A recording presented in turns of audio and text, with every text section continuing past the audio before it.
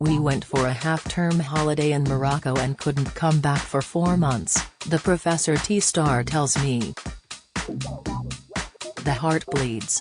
Don't be too envious, though.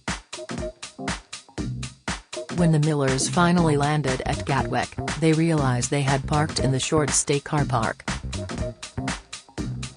"They were very kind to us," says Ben. "They let us off, but then the car wouldn't start. The battery had died." Multi-talented Miller, comedian, TV favorite and film star, acclaimed for his roles in the Johnny English and Paddington movies, used the unexpected break to pen his latest children's fantasy book. The Night We Get Stuck in a Story, out this week, is the 6th in his best-selling series of magical adventures percolated in warm humor. "The stories are based on my children," he says. In this one, his youngest Sprogs, Harrison, 10, and Lana, 7, find a hollow tree that leads to the story their Nana had been reading them and have to defeat an evil witch. Miller weaves the children's real-life activities into the tale, along with some science and a dollop of the classics. In this one it's Beowulf, the Anglo-Saxon epic with Grendel the monster, he explains. "I like to tap into the folklore we all share and connect with. I wrote the first book for my eldest son, Jackson, who told me he wasn't sure Father Christmas existed. So I wrote a story that proved he did." The watertight slice of pro-Santa propaganda sold 500,000 copies in a matter of months. Ben, 56, is full of more surprises than the quantum physics he studied at Cambridge. For starters, he reveals that, although I am the least Cockney person you could ever meet, I could lay claim to being a Cockney because I was born in St Bartholomew's Hospital, Smithfield. My father was from Bethnal Green. And, he adds less convincingly, I've got a pearly jacket upstairs, and a pearly hat. His paternal grandfather, who had shops in the East End, was clearly an influence. At Malbank Comprehensive School in Cheshire, Ben started a black market tuck shop buying sweets in bulk and selling them on for a huge profit. I inherited that entrepreneurial streak from him. He found fame in the Armstrong and Miller comedy double act with Alexander Armstrong, but made his teenage stage debut playing guitar and singing in a schoolboy progressive rock band called Akala'i. It was either the Latin or Celtic for evil, Ben says with a smile. There wasn't much singing, not much in the way of lyrics, only those prog rock staples, the wizard and his wonky hat. The names of the bands back then: Alexander Armstrong was in a band called Social Authentic. Wizard bothering Akala'i went down better with audiences than Ben's comedy initially did. I tried stand-up at university, in one of the pubs in Cambridge. It was disastrous. Because of your material or the audience? A combination, he admits. I only really got to the stage where I could hold my head above water when I started doing sketches with Alexander Armstrong. That's when I thought, I've really got it, whatever it is. The pair created inept detectives Parsons and Lampkin, and Norwegian heavy metal duo Stryjka.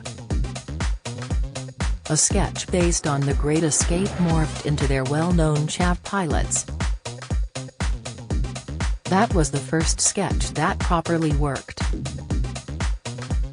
A producer saw it and it was serialized on Radio 4's Loose Ends. They were nominated for a Perrier Award at the 1996 Edinburgh Festival. Paramount Comedy snapped them up and then Channel 4 signed them for 3 series.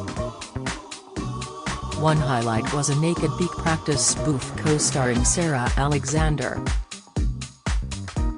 comedy success, Ben argues, is a bit like clocking up air miles. It's not about the jokes so much, it's how relaxed you are. An audience can spot whether or not you know what you're doing, and if they feel they're in safe hands, they're more forgiving.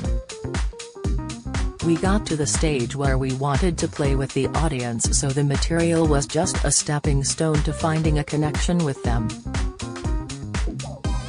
You could have the best jokes, but unless you got that connection, it won't work.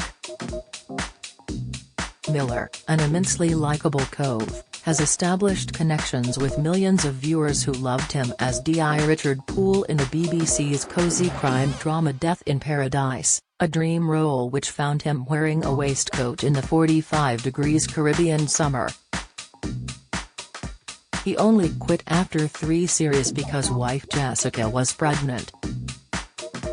He was lecherous Lord Featherington in Bridgerton, James Lester in Primeval, and is back on ITV on Friday as genius criminologist Professor Jasper Tempest, aka Professor T. His parents, a lecturer in American literature and an English teacher, relocated to the market town of Nantwich, Cheshire when Ben was a toddler. Raised on the Beatles and the Rolling Stones, the first music that was his was the two-tone ska of the Specials and the Beat. He also adored Tolkien, Norse folklore and the Arthurian legends. He was drawn to drama, but his father convinced him to study science.